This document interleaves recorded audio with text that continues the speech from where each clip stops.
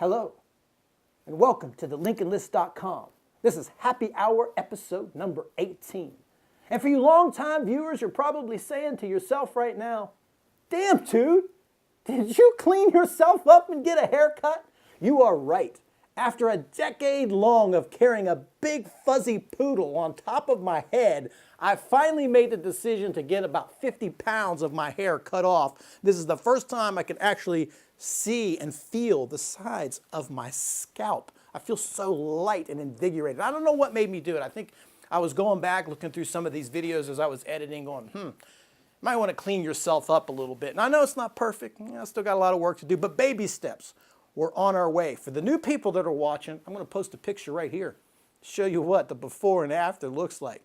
Now, I feel so clean that I went ahead and put a suit on for today's happy hour. No other reason than that. So I'm just sitting here alone in my house, ready to share some whiskey with you, wearing a suit for no reason at all. But we're going to have a good time.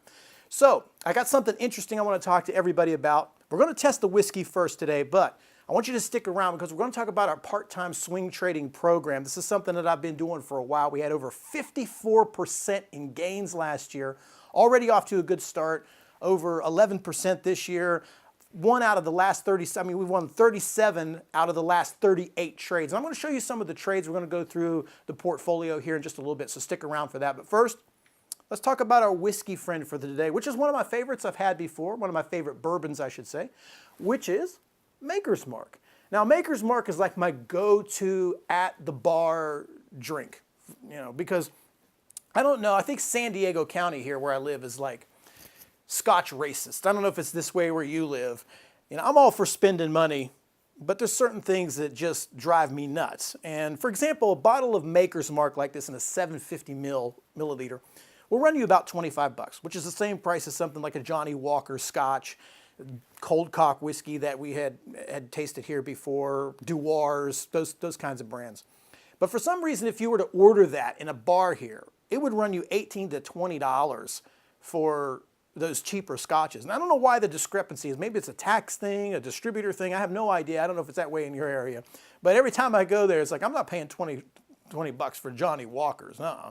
So I usually just get Makers Mark bourbon, and I actually like this bourbon. When it comes to bourbons in general, I really, not one of my favorites, but I actually like this kind of bourbon.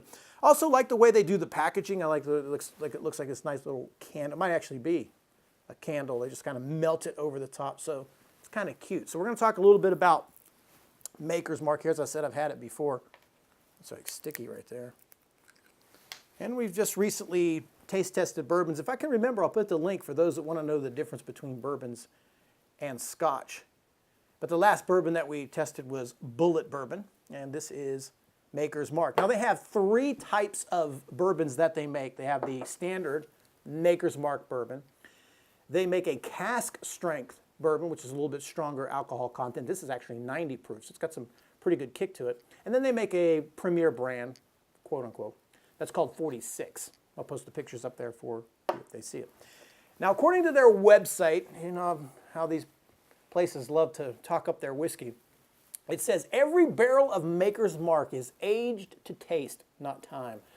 A practice very uncommon amongst bourbons. I guess a lot of these bourbons chilling in Kentucky, they just don't age to taste. They just go straight for time. We leave it to our tasting panel, including our master distiller, to determine when our whiskey is ready for the world. So apparently, they've got this whiskey panel, like a group of people who sit around and just test the whiskey and wait for it to be ready. You think you've got a good job. That's a pretty good job here. So it says, before you can join the testing panel, a selected Makers Mark employee undergo a series of strenuous and rigorous testing training sessions on how to drink whiskey. Sounds rigorous to me. And once they've made it, they become one of the handful of final authorities on when Makers Mark whiskey is to be bottled. So they got this group of people. That's all they do for a living. They're just walking around Makers Mark, drinking and going, no, it's not ready. Wait. It's ready now. I like Makers Mark. Now, this one says it's 90, as I said, it's 90 proof. So it's got a pretty good kick to it. I don't necessarily, when they do these taste tests, I don't taste it. but it says woody oak, caramel, vanilla, and wheat prevail in the nose. I smell none of that. I just smell liquor. I don't smell the woody oak. But if I sit here long enough, I'll end up smelling the woody oak. The taste is sweet and balanced with caramel, vanilla, and fruity accents.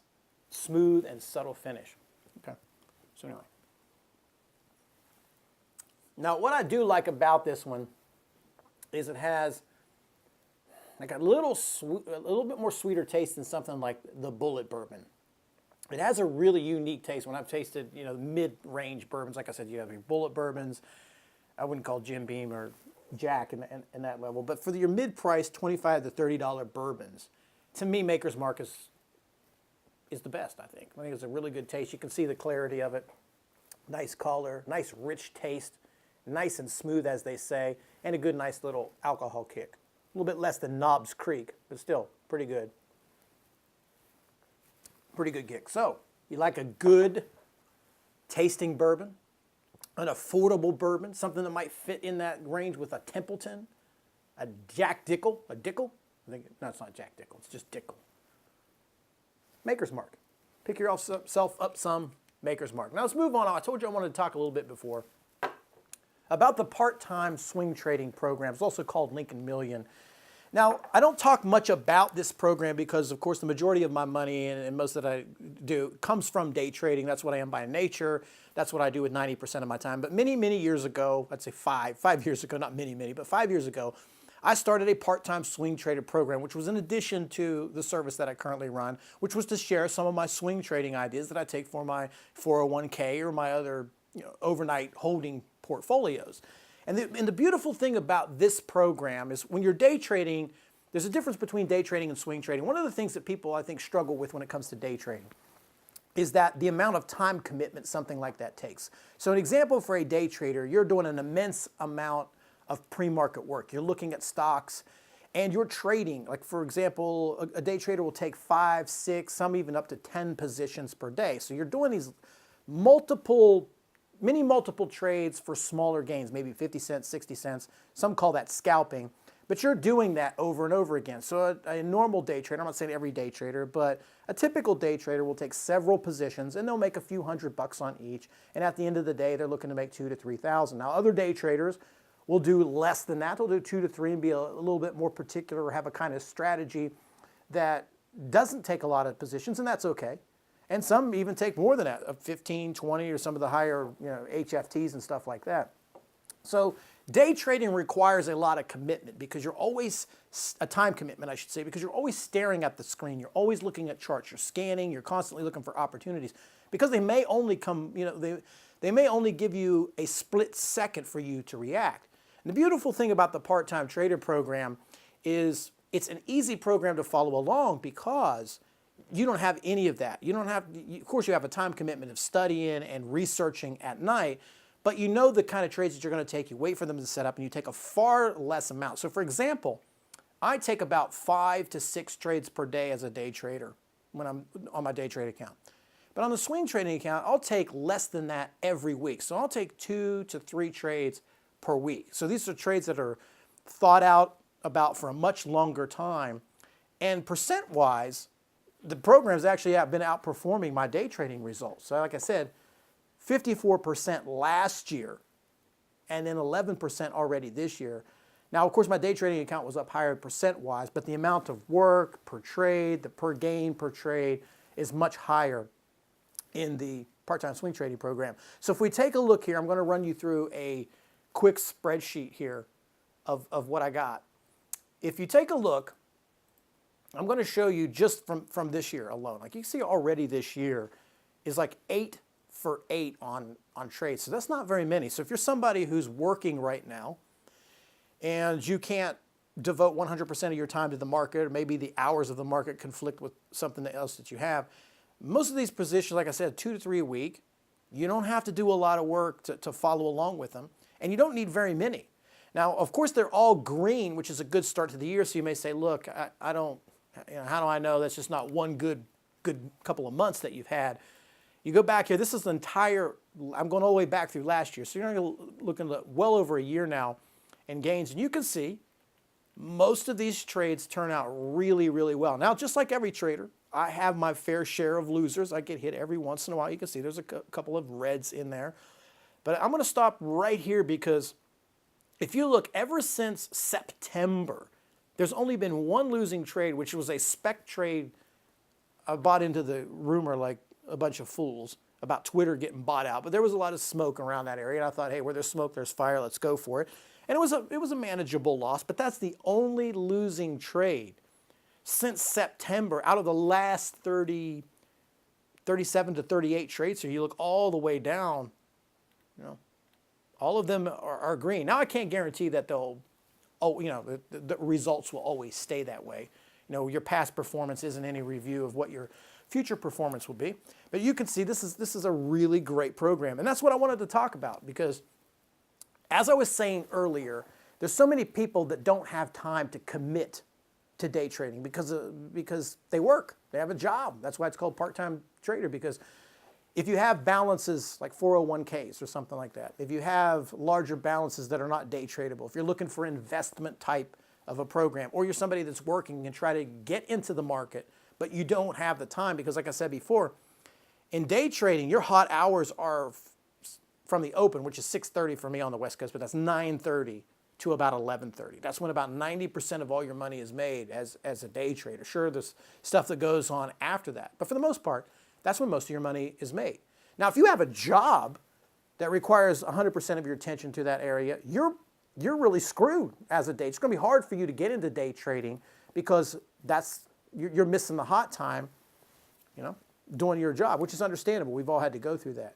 This is the perfect program. This is the perfect program for those people that have balances that are not being traded right now, or 401ks that are underachieving, or investment accounts, or people that just don't have the time commitment to sit there and look at the computer and micromanage every move. So it's a pretty good program. Got a free trial. Just wanted to discuss it. Had some really, really great results, not just this year, but last year. Since inception, when I originally started this account, the cool thing was I did it on $1,000. So technically, you could say now that we're over 64,000 in gains now, so you can say it's up 6,400%. Of course, that's going to look higher. You know, the lifetime return at 6,400% because I started out with $1,000. But there's a video there on the website. I'm going to just put the link down. You can take a free trial to it. You can watch some of the videos, why I started the program, and go into a little bit more detail about it if you guys are interested. But it also has a free trial. Again, just wanted to talk about it because we've had such a good time with it. And it's such a great program. And I never really speak much about it because I'm so busy day trading and talking about that. So anyway, let's get down to talking about some stocks here, because we had a good week of trading. It was a good week, but still I find myself in these frustration moments. So frustrating. This is what my pen looks like. Look at that. But I had a good profitable week, and it's been a pretty good month. But I do think we have some decent stocks here, so we're just going to go ahead and start talking about those now. Okay, we'll start off, as always, with the SPY, and the SPY is still, the market's still the market. The SPY is still the SPY, finding every reason in the world to continue to melt up. The volume has been pretty light. And I think a lot of people, including myself, was thinking we might start to see a little bit of selling or back testing of some of these moving averages after this massive run up. But it ain't happening. It just still continues to leave most people baffled. This is one incredibly strong bull market overall. But there's a lot of stocks that aren't really moving. There's sectors that aren't moving. There's sectors that are dead. It's sort of like in a sector rotation. Some days it's biotech. Some days it's steel. Some days it's airlines. It just kind of bounces around from one spot to the next. But overall, the SPY itself in the market appears to just keep on, not appear, it is just clicking higher and higher and higher. I, for one, I don't hate bull markets, but I never like anything that gets overbalanced to one side. So if it's too bullish or too bearish, that's when it gets annoying, especially when it stays there. It's a little harder for things to stay bearish because people by nature are optimistic. But, you know, when things go up like this, they continue to chase these moves, and they seem to hold a little bit longer. I'd like to see backtesting because I'd like to be a little bit more aggressive with some of my positions. But if it's a little bit harder to buy into the bull market right here. Although Many people that don't buy into it have been wrong so far, but it only takes just a little gust of wind to pull it back. I preferably would like us to see us test 230s, maybe 228s on this. Just pull back a little bit, reset some of these charts so we can get into some pretty good trades. Now, I love shorting the pairs, and there are a couple that I want to take a look at here. One is this Annette. This is a pretty big run on this thing today coming out of earnings. And when you do a day one earnings short, some traders don't do that, but they can be kind of tough. They got to be really parabolic or vertical for me to want to get into these trades. And a lot of times you get a brief window in the morning where they go vertical, then they'll pull back a little bit, and then they just kind of base out either flat line or they re-attack high of days. This is what this one did. It just sort of went parrot early in the morning after its earnings announcement. And then it just went flat for the rest of the day. The only way I like to short these if they followed through on day number 2, where you can get a secondary move that takes out the highs. And there's actually 2 ways to do this. So shorting is what I like to do, but say you like the long. If you get a break of that 120, which was the highs of today, you got about almost a triple top here on an intraday chart. If you get a break above 120, you have a reasonable long with about a 60 to 70 cent stop. And then you could get a nice cash flow move maybe to 121, 122s. That's just not a trade I take. That doesn't mean it's a good trade or a bad trade or it won't work. It's just I focus on pretty much one thing, which is short and vertical moves. So I would want 122, 123s or a nice pop in the morning. Watch this Annette. A lot of these earnings runners have been trying to put in second day moves. Also Clovis. Clovis has been one of the stronger stocks over the last couple of months. All the dips have been bought, and for the last couple of weeks, it hasn't done much. It's just kind of been trading sideways around the 63.45. Well, some news comes out, this thing gears right back up again, but importantly, this thing is seeing right at a big breakout level, which is 67.29. This is a huge breakout spot. Now, this is a kind of a tough spot because you got earnings here on the chart. Let's see, it's 222, so you know, it's just a day trade right now. You can't invest into something going through earnings, but I think if it breaks out early, maybe a pre-earnings run. I mean, we're not working on Monday, so it doesn't leave a whole lot of time. But if it breaks out, I think you got a little piece there that you can take long on this trade and see a nice push here with Clovis. After that, I'd be interesting to see how earnings go. Maybe it's possibly a short after earnings after this massive run-up. But again, you got earnings coming up. That's something that you have to kind of watch out for. Another one that's got my interest is Sage. This thing is just massive rip here as well. Also another one here that's got earnings. You got a lot of these trades coming up here with earnings going into the last couple of weeks of February. I would start already in a swing short with this thing if earnings weren't around the corner.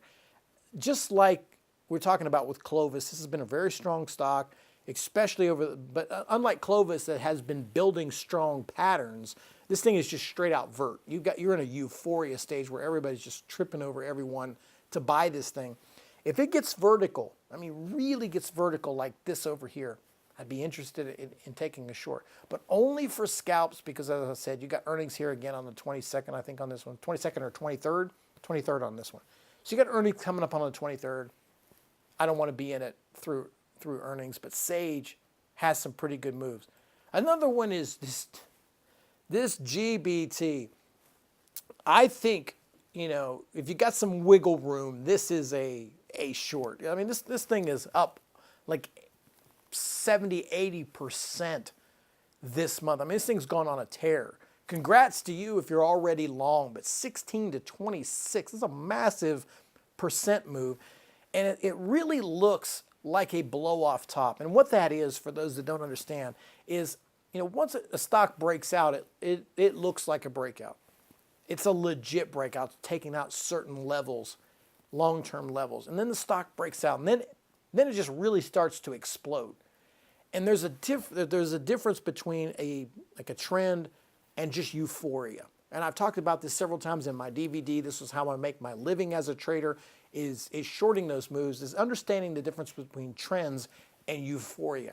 It's starting to get to a point, it's not starting, it's already at the point where this GBT is in a euphoric stage, where people are just constantly racing into the trade. And this thing is up, like I said, a lot. If you get any kind of every vert move, every ramp like this that had intraday on Friday, every ramp, every push, every rip like that, in my opinion, is a short. You don't have any earnings coming up on this for a while. Daily RSI is 83, which is pretty steep. But again, it has to be at certain situations. I thought on Friday here, once it was rolling over, I'm like, oh, this thing might flush right here. But this is a typical bull market move where they suck in shorts. This is why I've always said in the past, you never want to short stocks in the hole. This is in the hole when they start going down like this, because a lot of traders wait for stocks to break down and they short this move. And then once it bases out and snaps back, they're out.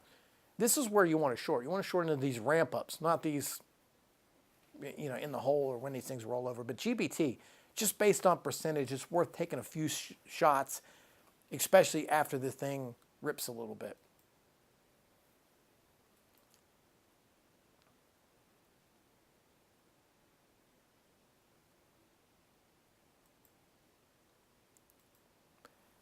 Also, another one that's very, very similar is ESPR.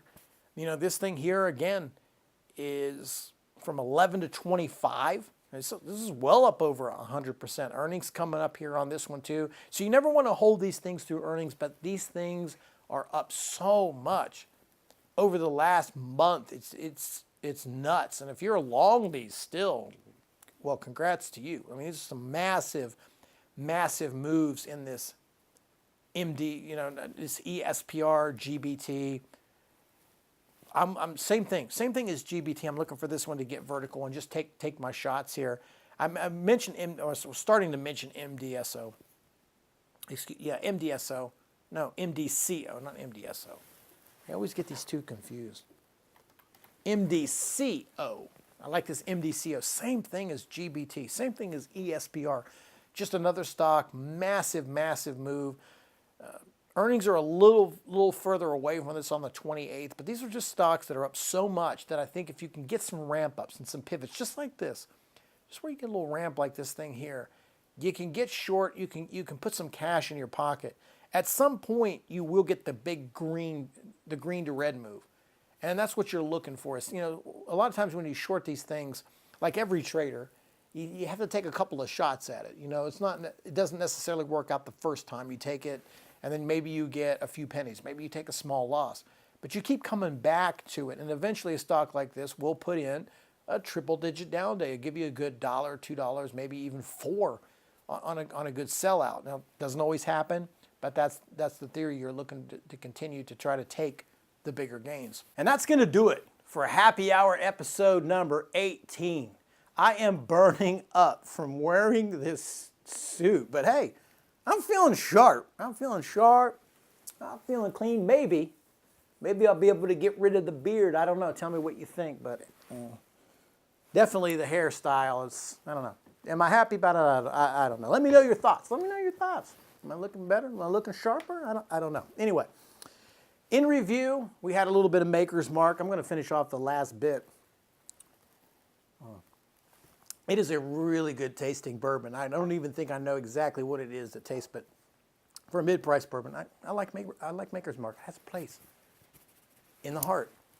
We talked about Lincoln Million. And for you guys out there that are just looking to, even if you day trade, it's just a great program to add additional wealth to what you're already doing. Great results. Goes all the way back 5 years, so it's not just a flash in the pan. Make sure you take the free trial. Again, the link is going to be right here below. And have a great week of trading. Just continue to trade, continue to work. And always, if you ever need help, all you have to do is send me an email, support@thelincolnlist.com. I'll answer any of your trading questions. You don't have to be a member. My time is not that valuable to myself. It's more important to help other people, share what I've got going on here. And that's it. So enjoy it. Have a good week of trading. Until episode 19 arrives, go get yourself a little Maker's Mark. Cheers to you. Take care of yourself.